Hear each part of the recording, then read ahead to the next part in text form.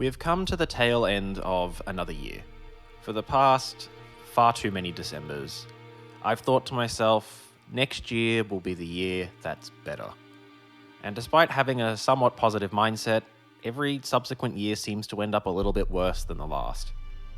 I rung in 2024 crying in the back of an Uber thanks to the worst panic attack I've ever faced. So suffice it to say that this year started with some challenges.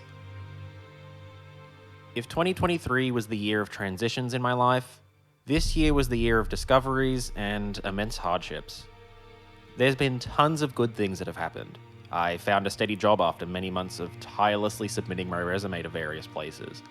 I've continued to foster the relationships in my life that are important to me. And I've been slowly learning more about who I am and who I want to become. I fell off a bit of a cliff in making my usual content for here. Thanks partly to the workload of a 9 to 5, as well as numerous mental and physical health issues that came up. Issues that I'm still dealing with to this day. It's been a constant fight this year, and while I'm far from being in a place that I can comfortably say I'm doing well, I'm at the very least treading water. It's taken a very long time to get to where I am now.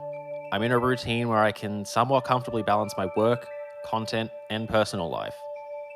I figured I would make my grand return to long-form videos after, over 9 months? With another year in review for the games that stuck out to me throughout 2024.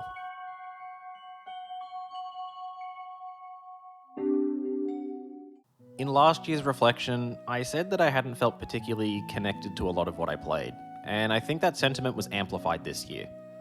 While there were once again some standout games that I really enjoyed, there wasn't much of a deeper connection to them like I've had with games in years prior. Looking at the list of games I've played, nothing jumps out to me as a game that left a profound impact on me, which feels strange. Usually when life gets tough, I run to video games to lose myself in their worlds, but none of them grabbed me in that way this year. Maybe it's the exhaustion of pushing myself too hard for months on end, or maybe it's because I subconsciously felt like I was just going through the motions with some titles. I know not every year is going to have some life-altering experience with a video game, but it's the first time in a very long time where I haven't felt at least one game do that for me. I was even less engaged with the big releases than I was last year.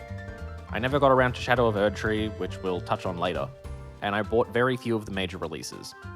Astrobot, Final Fantasy VII Rebirth, and Metaphor ReFantasia are just a sample of games that I didn't engage with at all.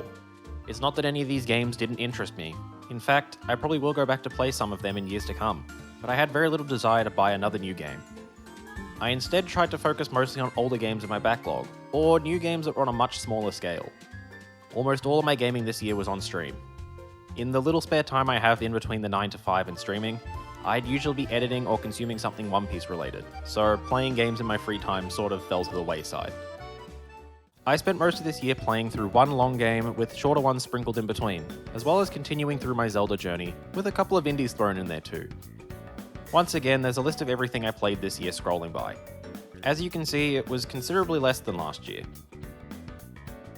In a year where I felt largely disconnected from my hobby, it feels strange to write about every single one, let alone the highlights, so I'm only going to talk about a few from this list, and briefly at that. I'm going to talk a bit more about my personal circumstances around the time that I was playing these games that I'm talking about, just to give myself a bit of context for why I probably felt how I did towards the titles I played at that time. So this year's reflection may come off a bit different compared to last.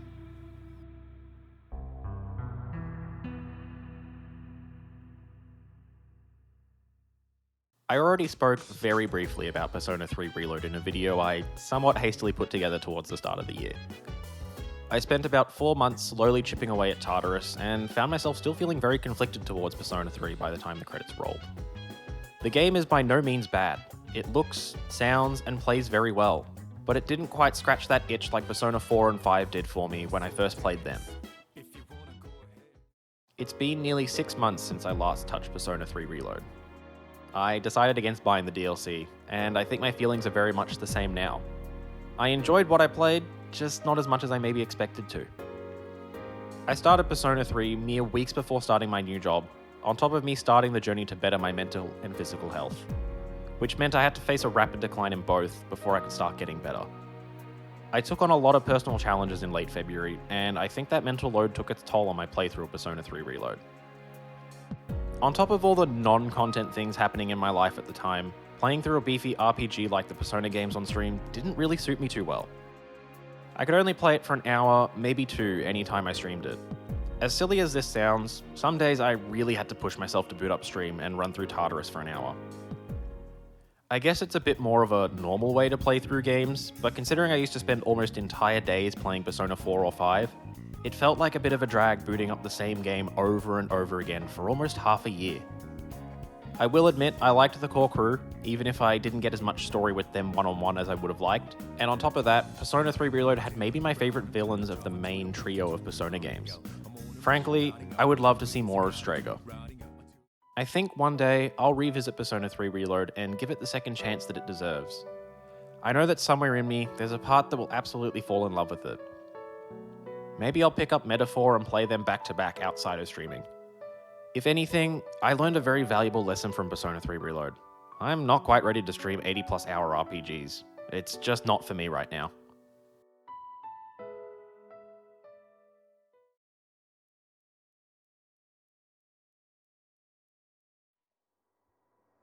Around the time I started Elden Ring in early June, I was doing a bit better. Progress was steady in both my job and my health. Shadow of Erdtree was looming on the horizon when I decided to start a new save and explore the lands between. I hadn't beaten Elden Ring back when it launched, so I figured it was time to finally do the game justice. I was maybe a bit too ambitious thinking I'd be able to get up to a point where I could play the DLC with the few weeks I had before it launched, and to this day, I still haven't started it. I opted for what was meant to be an intelligence build, but very quickly learned that I needed to pivot into a dexterity-intelligence hybrid.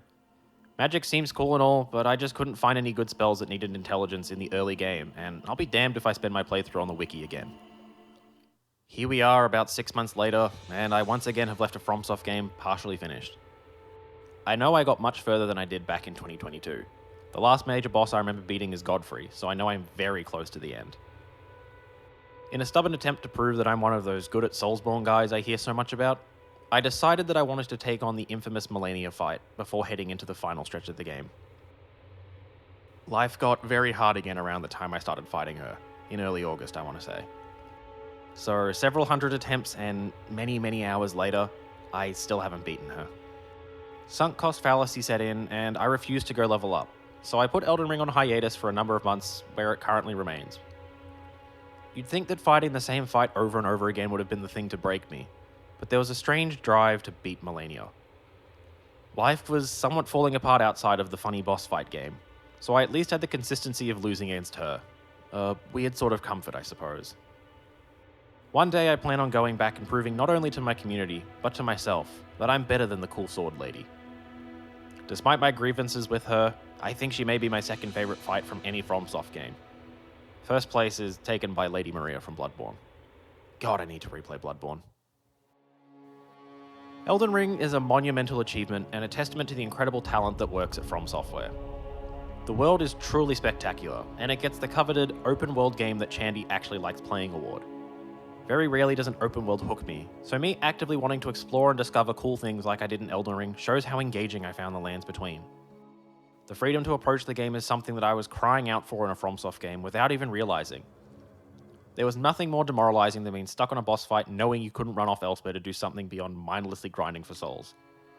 Granted, I basically did end up doing that anyway in Elden Ring, but old habits die hard. I know that one day I'll see the credits roll on Elden Ring, and I'll be very happy to see them. I don't think I'll ever be the Soulsborne player that ventures into New Game Plus over and over again, but I'd love to see what its DLC has in store for me in the, let's be honest, distant future.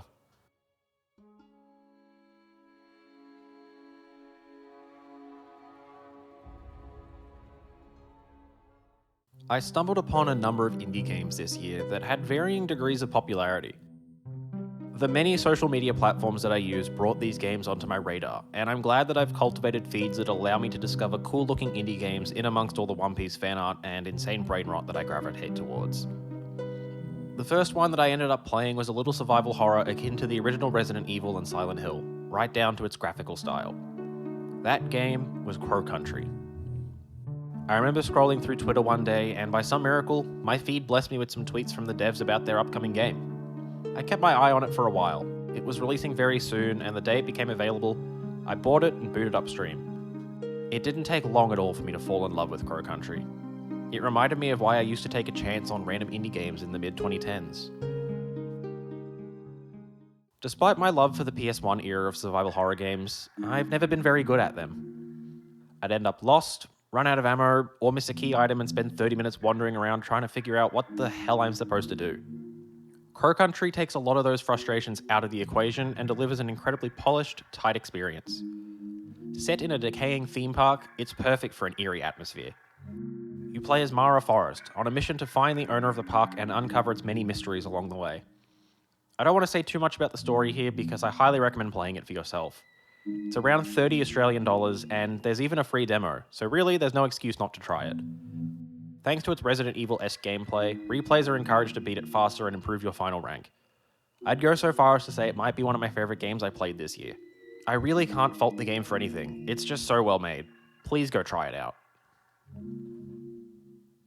The last couple months of the year usually aren't the best time for me. I get very sentimental during the holiday season, as most do, and because of that, I get stuck inside my head quite often. Luckily for me, this year I fell into a deep, dark hole with this next game.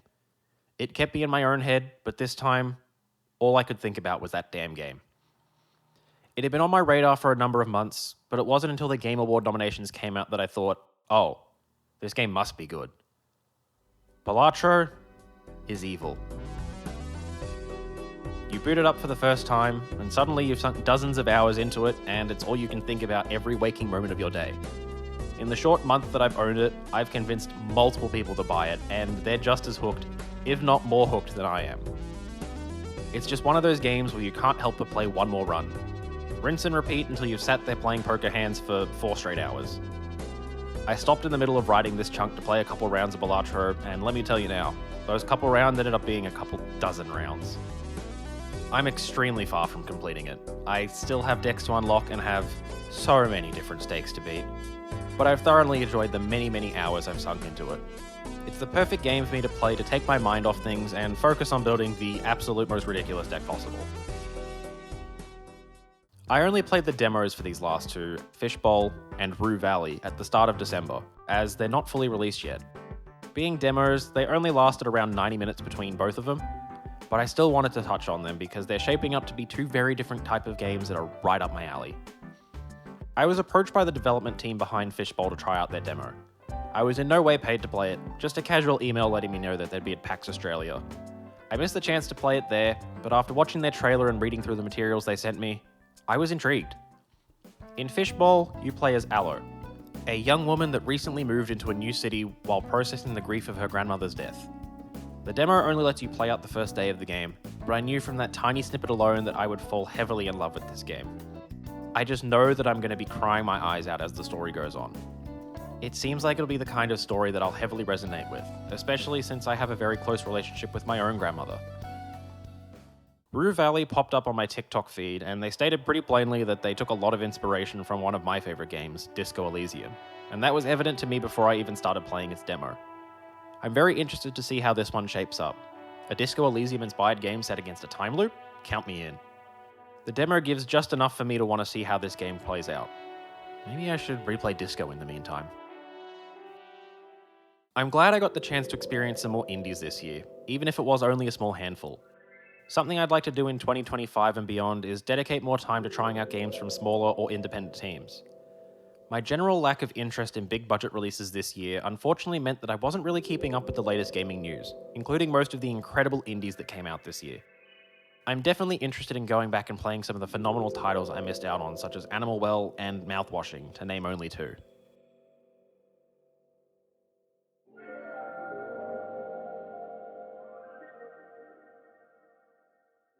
2024 wasn't as strong a year for getting through my Zelda backlog when compared to last year. There's a few reasons for that, but the most relevant one for this video is that I kinda burned myself out on the franchise by the time I finished up the Oracles in December of last year. I spent a few months playing other stuff to sort of give myself a break, only booting up my next Zelda in August. I think taking that time away to reset was exactly what I needed, because I went on a tear through 2D Zeldas and discovered a newfound love for them this year. I still enjoyed the 2D entries I played throughout 2023, but something about Link's Awakening and Minish Cap just hooked me. I finally saw the vision. I got it. Awakening opened my eyes, and Minish solidified that I do love 2D Zelda, maybe even a little bit more than the 3D entries at times. Much like last year, I'm not going to say too much in this video since each Zelda is going to get its own dedicated one. But between Awakening, Minish, and the brand new Echoes of Wisdom, I had a really good year with 2D Zelda. I capped off my year with the Funny Green Man franchise with one of my more elusive 3D entries, Twilight Princess. I enjoyed it on the whole, but I came out of it with very mixed feelings. I loved the dungeons, it may have some of my favorites in the entire franchise, but I can't deny that I felt the game had its flaws. I'm going to be processing my feelings on this one for a while, and I think an interesting video will come out of it. Or I'll be booed off YouTube for my takes. Who knows? I wouldn't say this was a year of highs and lows for Zelda, but I definitely found some new favorites and some not favorites. The few months away from the franchise were exactly what I needed to rekindle the love that I have for it. In a particularly dark period of 2024, they were a little beacon of light that brought me immense comfort. There really weren't any Zeldas I played this year that I found a drag to get through, which really helped me push through these final few months. I'm getting very close to having all the main entries finished, so maybe I'll have them all done by the time I make my Games I Played in 2025 video. It'll be very interesting to see where each entry sits by the time I'm done.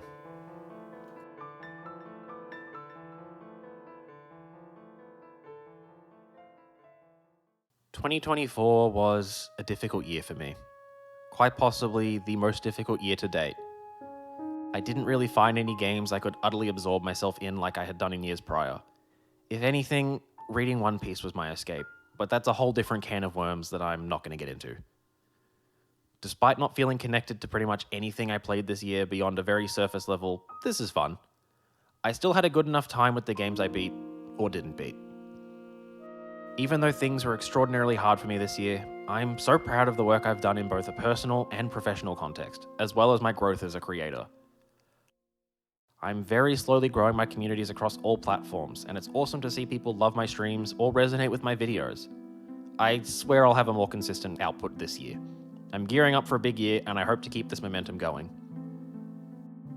From an outside perspective, it may seem like I've not been doing a whole lot, but there's been no shortage of extremely hard work to be able to get myself back to the point where I can actually get a video like this out. There are very few people that know the full extent of the challenges that 2024 has brought me, and I'm truly appreciative of those friends for sticking by me. I really couldn't have done it without your support.